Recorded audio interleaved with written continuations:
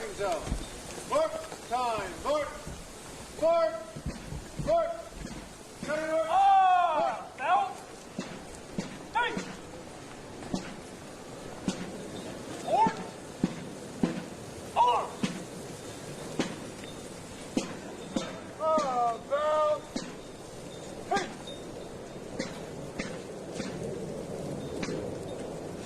Forward. Forward. Belt. Hey. Forward. Hug.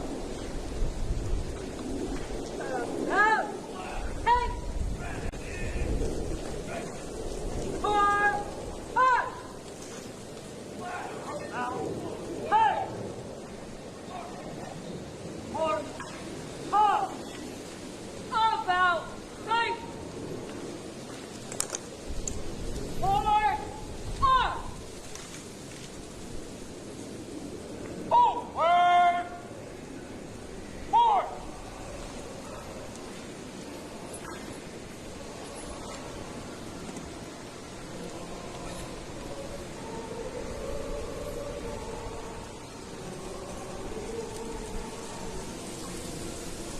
Forward. Push.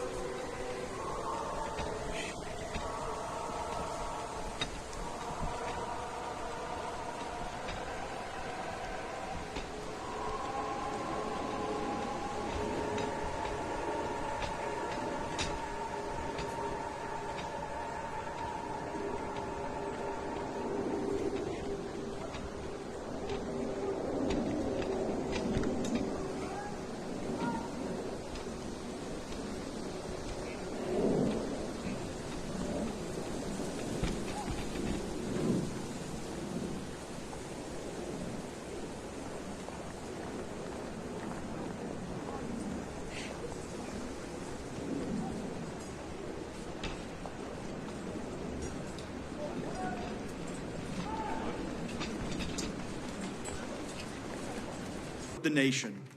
Please hold your applause until I have introduced each special guest. If you're able, please stand when your name is called. Justin McClure, Army and Navy Union, United States of America.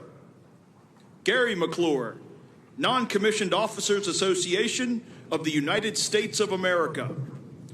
Dan K. Wiley, the American Legion. Tracy Brown, Military Order of the Purple Heart. Timothy Morgan, Marine Corps League. Michael H. Hoyer, Military Chaplains Association of the United States of America. Robert Thomas, Paralyzed Veterans of America. Victor Binkowski, Legion of Valor of the United States of America. David J. Worley, Military Order of the World Wars. Justin Jump, TRIA, the Enlisted Association. Pat Payne, Congressional Medal of Honor Society of the United States of America. Coleman Francis Nee, Disabled American Veterans. Brian D. Anderson, Military Officers Association of America. Kurt Kestelut, Commissioned Officers Association of the United States Public Health Service. Keith Reed, Air Force Sergeants Association. David Pycook, Polish Legion of American Veterans of the United States of America. Jeffrey Brodeur, Korean War Veterans Association of the United States of America. David Rodriguez, American GI Forum of the United States. Michael Collins, Catholic War Veterans. Wade Davis, Blinded Veterans Association. Kenneth Greenberg, Jewish War Veterans of the United States of America. John Reiling III, Vietnam Veterans of America. Carol Whitmore, Veterans of Foreign Wars of the United States. Maria Beam, Fleet Reserve Association. The associate and emeritus members of the committee are also with us today. Associate and emeritus members, please stand. Ladies and gentlemen, please join me in recognizing our Veterans Day National Committee leadership with your applause.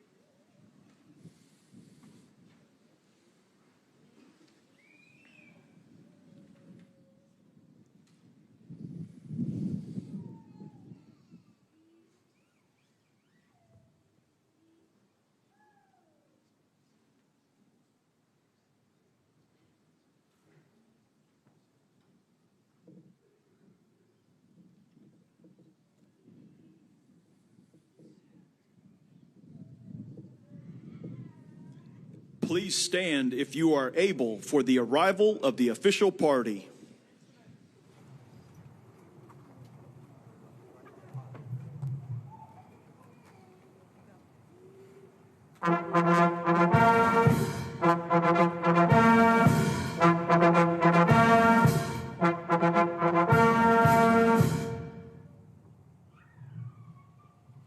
Distinguished guests, the President of the United States, accompanied by the Vice President.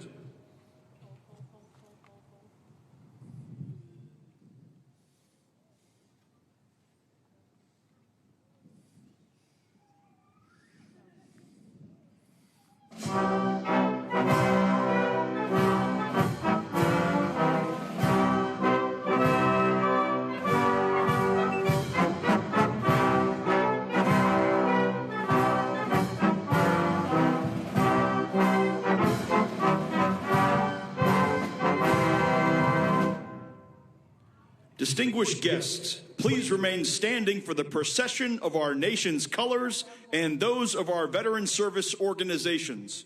As we march on the colors, the United States Army Band will play the National Emblem March. Please place your right hand over your heart or render a hand salute.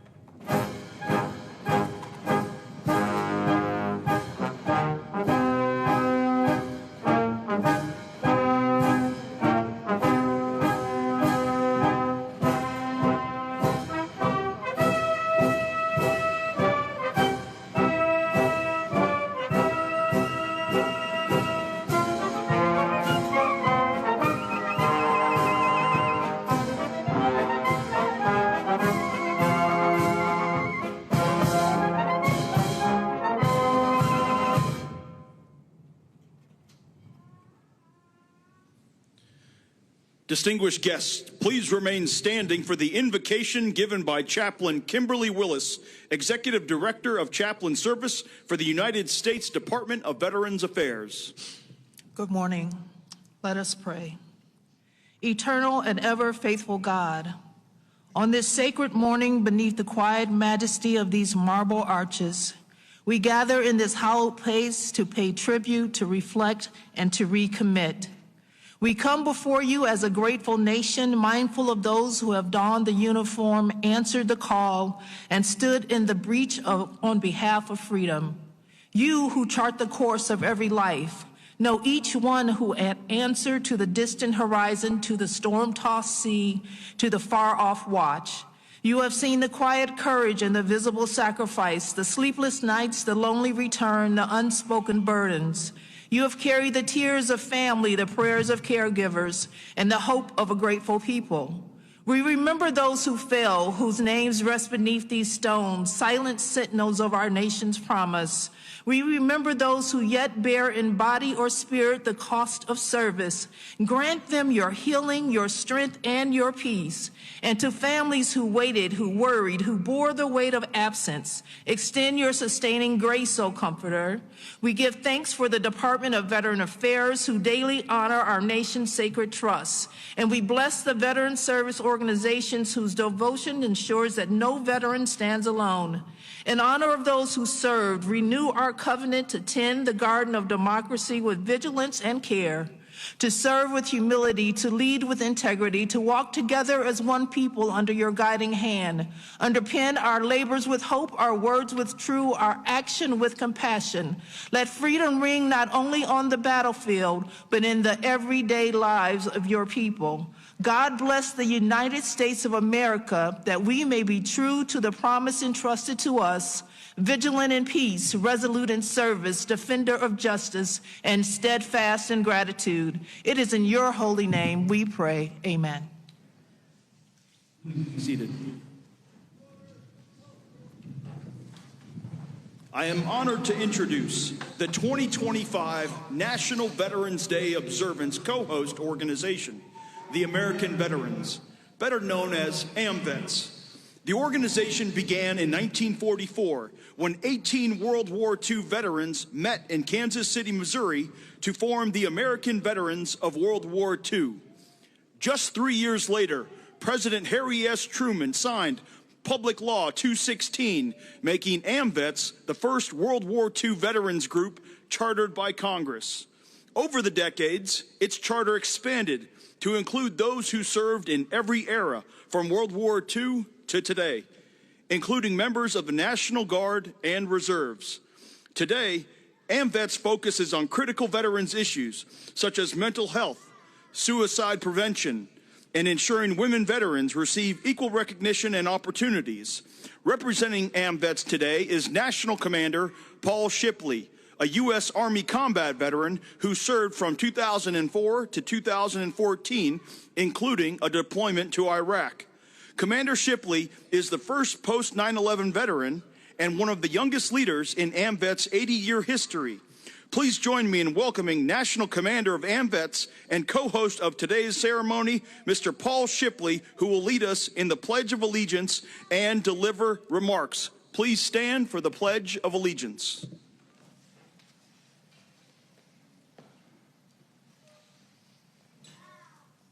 I pledge allegiance to the flag of the United States of America and to the republic for which it stands, one nation, under God, indivisible, with liberty and justice for all.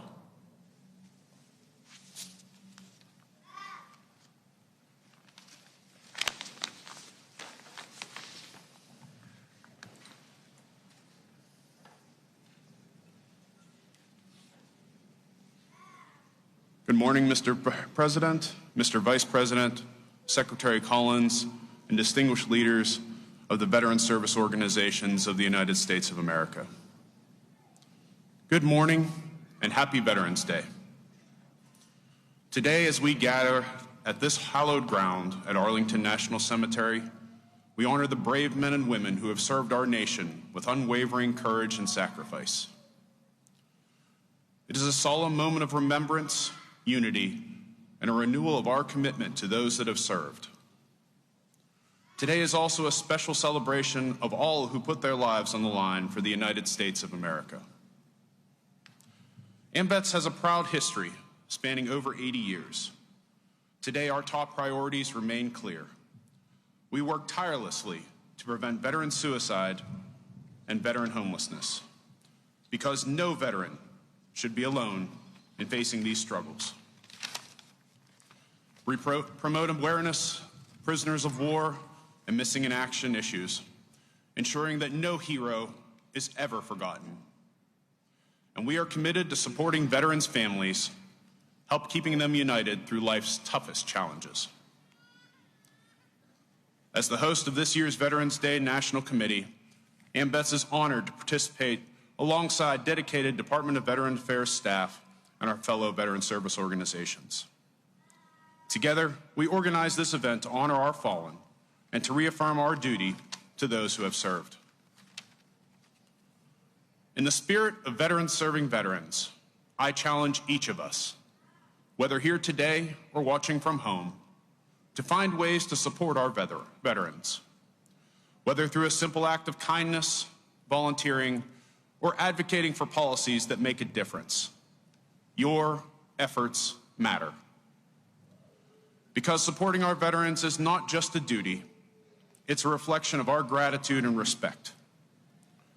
Let us remember today that their sacrifices have made the freedoms we enjoy possible.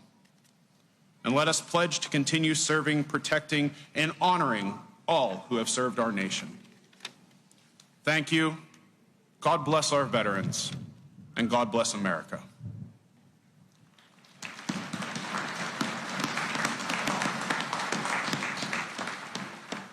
It is now my humble honor to introduce the 12th Secretary of the Department of Veterans Affairs.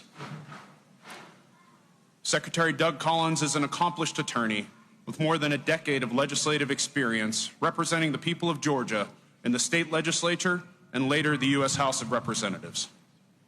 As a U.S. Air Force Reserve chaplain, Secretary Collins has ministered to our country's military since 2002. He completed a 2008 and 2009 deployment to Iraq while stationed at Balad Air Base. Collins remains a colonel in the United States Air Force Reserve, and he previously served in the U.S. Navy Reserve. Please join me in warmly welcoming VA Secretary Doug Collins.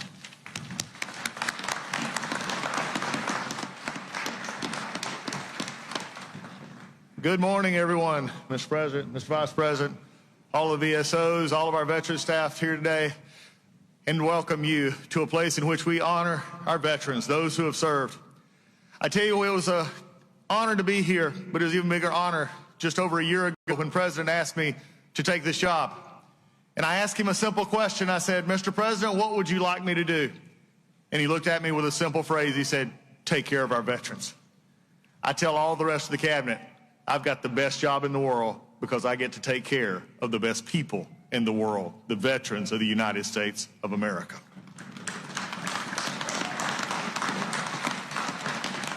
And this president is firmly committed to making sure this happens. The VA is a different place today than it was just 9 months ago. 9 months ago, there was more of an inner reflection. Now it is an outer reflection. The only thing that matters at the VA is that the veteran comes first. All we do is not about a bureaucracy or where we're from. It's about the veteran who walks through our door. Without the veteran, we have no job. The VA now understands that we do nothing else except take care of the veteran and do things for them. And under that direction from the president, we have lowered backlogs. We have increased wait times. And yes, Mr. President, we get them to community when they want to go to the community to see those doctors. And that's all just in the first 9 months. But the best part of this is that there is something to understand. Is that Veterans Day, unlike the others we celebrate, is about everyday people doing extraordinary things. Veterans Day is about men and women who come from small towns, hamlets, villages, and big towns. And they make a decision in their life to raise their right hand and say, I'm committing to something bigger than myself. I'm stepping forward where many will not. I am raising my right hand and committing myself to service to a country, as I said just the other day, to make and ensure that our military is the biggest and baddest in the world. Our veterans make that possible.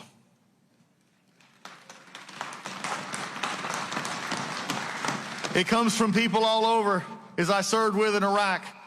What I love about Veterans Day is it tells the story of a young girl. She was in her early 20s. I met her on the fields in a wind just like this in the desert of Iraq. She had showed up late, and I was on the night chaplain run, and I'd always saw everybody else, but I didn't recognize her. And I walked up to the gate, and I said, where have you been? And I said, I haven't seen you here. She said, sir, I'm a little bit late deploying with my troops. I said, well, what was the reason? And I figured, why are you coming in 3 or 4 weeks later? She said, well, sir, just about 2 months ago, I had my daughter. And I looked at her and I said, and you came anyway. I said, you could probably got a deferment of that. She said, no, sir.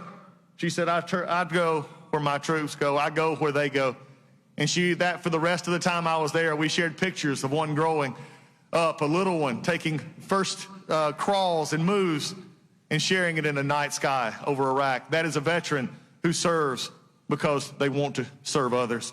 I remember an A1C who was on deployment. He came back and he said, I am now making big money. He said, I can actually help my family and I can buy Christmas presents for those that didn't get any last year.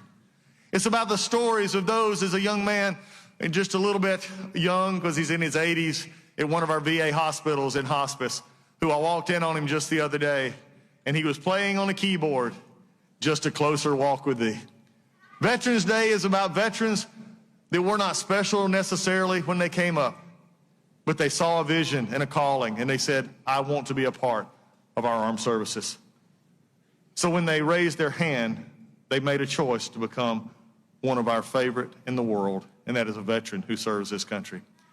So as we come to this day of service, this day of happy Thanksgiving for people who are willing to serve, I would just have one word from the half of this administration, and I want everyone to hear it clearly, whether you're in the media, Congress, or anywhere else. I'm a little bit tired of people saying that veterans keep getting stuff. No, veterans do not get anything from this country. They have earned everything that they are getting, and I am committed to making sure they will always have that from this administration and this VA, and that is my promise and this president's promise to you. And with that, it is my honor to introduce to you a father, a husband, and yes, for those in the audience, a Marine.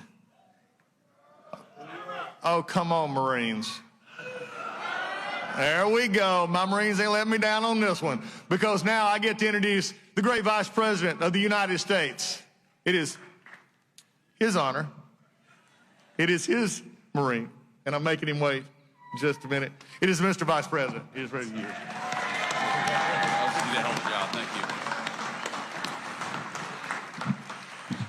Well, thank you, Doug. You're doing a great job at the VA, and I want to say just a couple of things. I've learned a couple of things from working so closely with the President of the United States. The first thing is that he loves our nation's veterans and has committed our nation's administration to putting our veterans first every single day. And the second thing I've learned about the President of the United States is that he really hates when somebody who's speaking before him goes on for too long. And so with that in mind, I have prepared a very brief and very inspiring 1 hour and 45-minute speech on this beautiful Veterans Day out here in the cold. But let me just give 3 very brief messages. First, to our nation's veterans, thank you. Thank you for serving and sacrificing. We've all got so many good stories of people that we served with over the years. During my 4 years of the Marine Corps, I met the very best of America. People who are willing to put on a uniform and risk their lives for their entire country. Just yesterday morning, I met people who lost limbs, who lost very, very important family members, who lost their psychological health, going out there and serving the United States of America. So whether you gave a little bit or whether you gave a lot, every single person who put on the uniform of this nation deserves our gratitude on this day especially, but every day. And so from the Vice President and the entire administration to our nation's veterans, thank you for your service, thank you for your sacrifice, and thank you for making us proud every single day.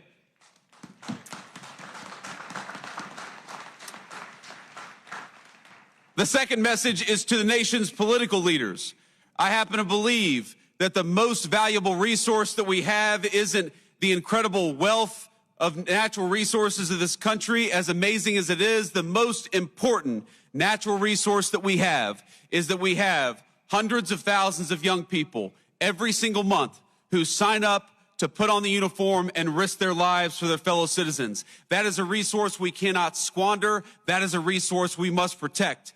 And so, to every elected official who's here today, our obligation, our sacred responsibility to our veterans is to make sure that the American military is the bravest and best fighting force anywhere in the world, and to make sure that every time we ask our nation's military to go off to war, we give them the training, we give them the resources, and we give them what they need to kick the enemy's rear end and to come back home safely and quickly. That is our obligation to you.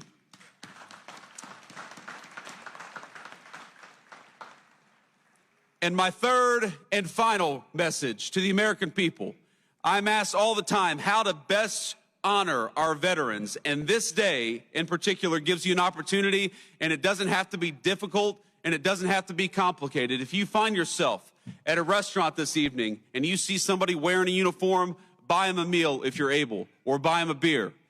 If you see a veteran of our nation's armed forces, if you know somebody in your family, give them a call and say thank you.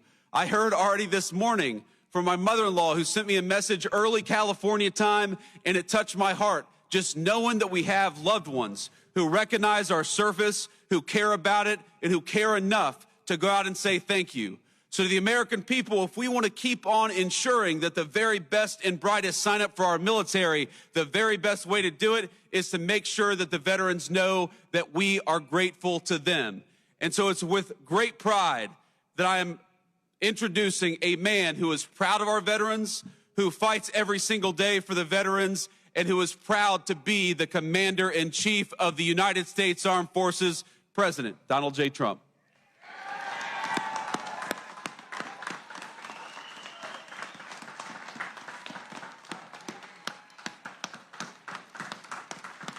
Thank you, J.D. Thank you very much to our great Vice President.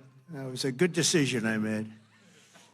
This morning on these hallowed grounds where generations of American heroes rest in eternal glory, we gather to fulfill the sacred duty of every free man and woman. On Veterans Day, we honor those who have worn the uniform, who have borne the battle, who have stood to watch, and whose ranks have formed the mighty wall of flesh and blood, bravery and devotion that has defended our freedom for 250 years.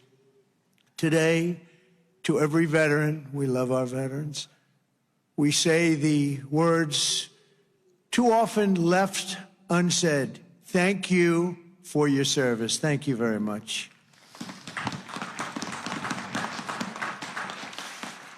And we want to also say thank you for carrying America's fate on your strong, very broad and proud shoulders. Each of you has earned the respect and the gratitude of our entire nation. We love you, we salute you, and we will never forget what you have done to keep America safe, sovereign, and free. Thank you very much.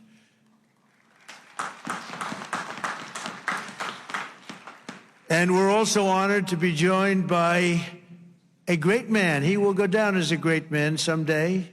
Speaker Mike Johnson. Speaker. Wherever you may be, Speaker. We love you, Speaker. There he is, right there. Good. Got a good location. He always gets a good location.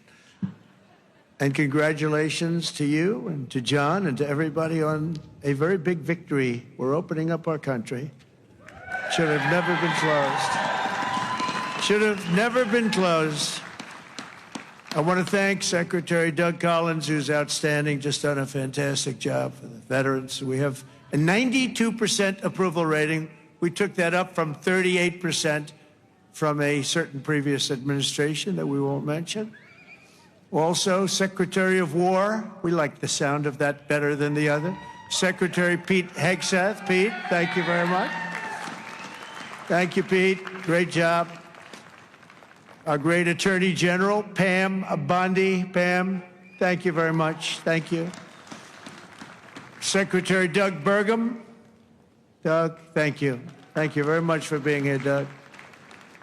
The #1 energy person anywhere in the world, acknowledged. I was amazed that he took the job, and he did it without hesitation. What he gave up, what Doug gave up, what all of them gave up, nobody would ever know. But Secretary Chris Wright, #1 anywhere in the world, acknowledged. And drill, baby, drill, Chris, right? Drill, baby, drill. The energy prices are way down, and they're going further. Secretary Linda McMahon, education, moving education back to the states, Linda, right?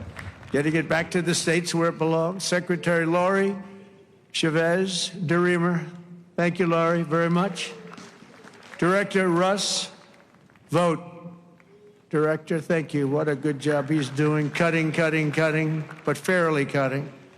Director Tulsi Gabbard, thank you, Director. Ambassador Jamieson Greer, what a job he's done. We've taken in trillions of dollars in tariffs, and we want to keep it that way. It's been good for our country, I can tell you, including national security. General Dan Kane. General, thank you. He's a real general. And congratulations on wiping out the nuclear capability of Iran in about a matter of seconds once they got there. They traveled a total of 37 hours, but once they got there, they were very quick. And also to many other very distinguished guests. We have an amazing group of people. I'd like to name every one of you, but I think a lot of people would be upset. It's a little cold. The pages of American history are filled with the tales of titans, icons, innovators, and trailblazers who built this country into the greatest, most ambitious, and most prosperous nation the world has ever seen. And we brought it to new levels. I'll tell you, we were going in a direction for a period of time, but we've never been hotter than we are right now. This is the hottest country anywhere in the world. Yet every captain of industry, every pioneer of science, and every star whose brilliance has lit up the lights of Broadway all share one thing in common. They only had the chance to soar because the veterans had the courage to serve. They took care of those people. They took care of all the stars. The stars that you read about wouldn't be here without our veterans. Everything we have, everything our country has achieved has been purchased by the muscle, spine, and steel of the United States military. We owe it all to the fierce and noble men and women of the Army, the Navy, the Air Force, Space Force, Coast Guard, and the United States Marines. Here's a guy. Our service members, our own words, are the greatest possible tribute to their immortal valor. Shortly before the Battle of Bull Run, Major Sullivan Ballou of Rhode Island became a big name, didn't he? Wrote to his dear wife, Sarah. He said, "I know how great a debt we owe to those who went before us," he said. "And I'm willing, perfectly willing, darling, to lay down all my joys of this life to help maintain this government and to pay that debt." Just 1 week later, Major Ballou did just that. He gave his life to save our country. On the night before he jumped into the dark skies over Normandy on D-Day, Colonel Bull Wolverton knelt with his men in prayer. "Dear God," he said, "we ask only this, that if we die, we must die, and we as men would die without complaining, without pleading, and safe in the feeling that we have done our best for what we believed was right. We must do what is right." Colonel Wolverton, too, died for us so bravely in battle. Today, we remember with overwhelming gratitude the more than 1 million American service members who have made the supreme sacrifice and laid down their lives for the good old USA. Generation after generation, America's warriors have left behind the comforts of home and family to face violence, evil, and death so that our families could know joy, goodness, and peace. We honor them so strongly. Our heroes have lived through unthinkable nightmares so we could live the American dream, and the American dream is coming back again, stronger than ever before, and you'll see that as the next few years evolve. They have volunteered to give their last breaths to all of us so that we could breathe free. And today we know without any doubt in our hearts that after 2.5 centuries, America stands tall because America's veterans stood so strong. And soon our country will be stronger than ever before. The American veteran has forged a legacy of gallantry and daring without parallel in human history. In September 2009, Army Captain William Swenson was driving through the Afghan mountains when his convoy was ambushed by over 60 Taliban insurgents. He and his comrades were pinned down for hours without artillery or air support. A fellow soldier was shot in the chest, and Captain Swenson crossed an open field to aid his brother in arms. People said, "Don't do it, Captain, don't do it." He did it. When the terrorists closed in around them and made at the enemy and rallied his men to break their advance, he then carried the wounded soldiers hundreds of yards to a rescue helicopter before charging back 3 times, back and forth into the fire to save the wounded and bring them home. Even after 7 hours of fighting, he refused to leave any man behind. Retired Lieutenant Colonel William Swenson is here with us in Arlington, and for his actions that day, he proudly wears the Congressional Medal of Honor. Colonel Swenson, thank you very much. Thank you very much, please. Thank you. Thank you very much.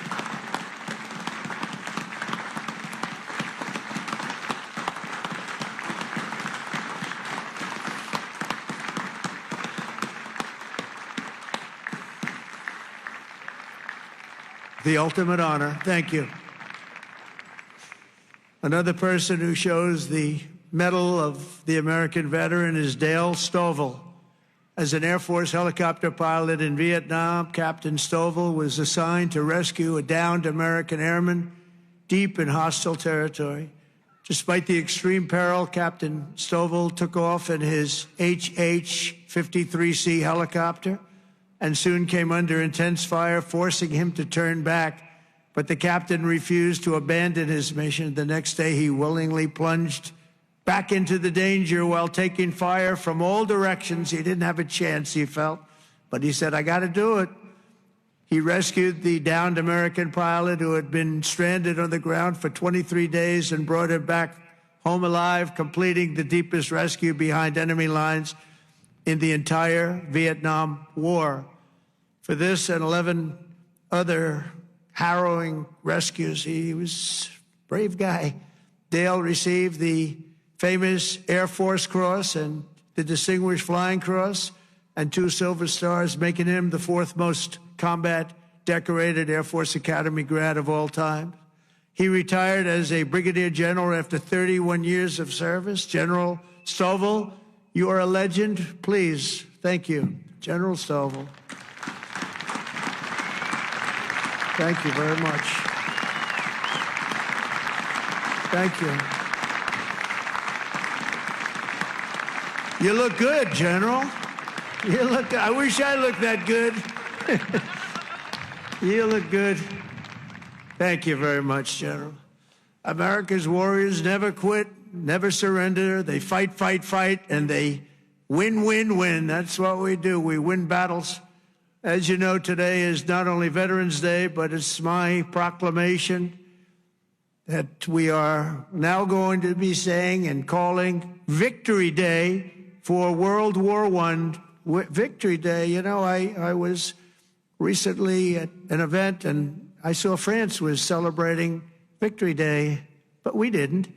And I saw France was celebrating another Victory Day for World War II, and other countries were celebrating. They were all celebrating. We're the one that won the wars. And I said, from now on, we're going to say Victory Day for World War I and World War II. And we could do for plenty of other wars, but we'll start with those two. Maybe someday somebody else will add a couple of more because we won a lot of good ones. But when I see other countries celebrating Victory Day, I watched it. I watched UK, I watched Russia. They were celebrating Victory Day, World War II. And I said, we got to have a Victory Day. Nobody even talked about it in our country. But from now on, we're going to be celebrating Victory Day for World War I, for World War II, and frankly, for everything else. Under the Trump administration, we're restoring the pride and the winning spirit of the United States military. That's why we have officially renamed the Department of Defense back to the original name, Department of War. And remember, we won World War I, we won World War II, we won everything in between, we won everything that came before. And then we brilliantly decided to change the name of this great thing that we all created together. And we became politically correct. We don't like being politically correct. So we're not going to be politically correct anymore. From now on, when we fight a war, we only fight for one reason, to win. We fight to win. That under my leadership, we're also fighting for the great veterans who have always been there for us, and especially when we needed them and needed them most. In 9 months, the Trump administration has cut the backlog of VA benefit claims in half. That's a big achievement, and Doug is going to get it down to zero. During the Biden administration, the backlog exploded like we had never seen before, and I'm going to eliminate 100% of that backlog. We're moving at that pace, and already we've processed more than 3 million backlog claims, the most of any year in the history of the VA. We've added more than 1 million extra service hours across the VA centers, and we've opened 20 new facilities in 13 states, something that people said just not possible to do. We also have brought back VA choice and VA accountability, taken away by the Biden administration, so that when you have to wait online, you go out and you get yourself a doctor. We pay for the doctor if you have to wait. And the other thing is we fired thousands of people who didn't take care of our great veterans. They were sadists, they were sick people, they were thieves, they were everything you want to name, and we got rid of over 9,000 of them. And then when Biden came in, he hired them back, many of them. But we got rid of them. And I think we got rid of them permanently. We replaced them with people who love our veterans, not people who are sick people. We're also confronting the challenge of veterans' homelessness. And earlier this year, I signed an order establishing the National Center for Warrior Independence to house up to 6,000 veterans in need, and we will not stop until we have ended the tragedy of homeless veterans once and for all. I'd see in New York where people that came into our country illegally, would be put up in hotels, and veterans would be sitting on the sidewalk outside of that hotel where these other people are put in. And many of the people that came in were put in from prisons. They were murderers. They were drug dealers. They were people that we didn't want in our country. They were staying in hotels, luxury hotels, and our veterans were sitting on the sidewalks watching them go in. I said, that's never going to happen under this administration. I also signed the VA Home Loan Program Reform Act because no veteran should be kicked out of their home for what they call a late payment. It's not happening.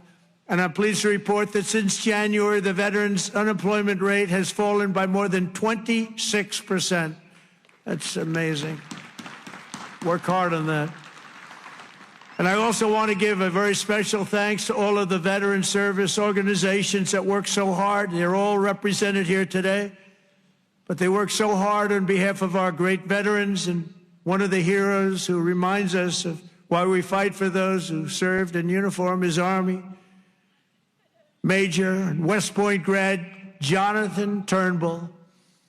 In 2019, Jonathan was conducting an operation in Syria when a suicide bomber approached and detonated his vest, leaving Jonathan gravely wounded, so badly wounded they thought he had no chance.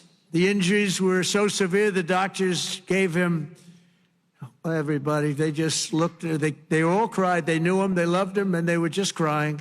They said, no chance. He was resuscitated 3 separate times and he underwent 22 surgeries, but he refused to give up. He wanted to live. He loved this country. He loved his family. He wanted to live. He was going through hell. I visited Jonathan at Walter Reed in 2020, remembered so well, and today I'm delighted to say that Jonathan is not only alive, he is here with us, back on his feet, and living a great life alongside his beautiful wife, Samantha, and their 3 incredible children. Jonathan, Samantha, please, God bless you. God bless you. Thank you. Where are you? There he is. There he is. Beautiful. Thank you very much. Thank you. You're a tough guy. You're a tough one. Nobody could have gone through what you went through. He's doing good, isn't he, huh, Samantha? Thank you very much, both. And in conclusion, from the very beginning of our country, our great American flag has always been shielded and protected by a special cast of citizens who has stepped forward to safeguard liberty's cause. When danger came, when duty called, when Almighty God asked, who had the will and the strength to defend the land of the free, each and every American veteran stood up and said, here I am, send me, here I am. They've come from every corner of this nation, from the cornfields of Iowa to the hills and valleys of California, from the steel towns of Pennsylvania to the vast plains of Texas, from the banks of the mighty Mississippi to the 5 boroughs of New York City. With selfless commitment and unyielding conviction, they made themselves America's ramparts and became the shield between our homeland and those who would do us harm. With everything they had, they did one thing above all else. They put America first. On the decks of destroyers, beneath the thunder of cannon fire, in the cockpits of our beautiful B-2 bombers. Aren't they beautiful now? We respect them so much.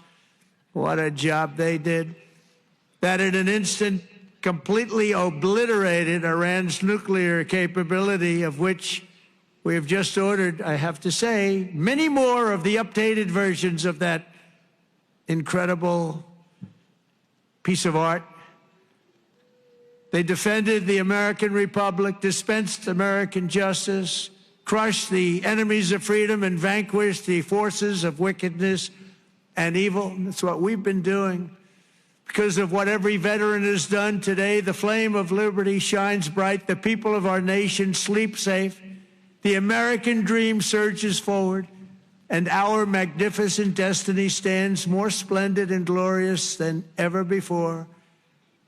So I want to say thank you once again to every American veteran. You are very, very special people and always in our heart. And thank you very much, and God bless you, and God bless the United States of America. Thank you very much. Thank you, everybody. Thank you very much.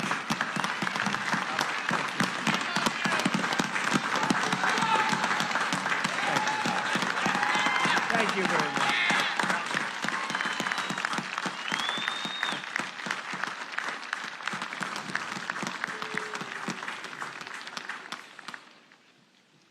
Distinguished guests, please stand and join the United States Army Band and Chorus in singing God Bless America, and remain standing as we retire the colors. Please place your right hand over your heart or render a hand salute.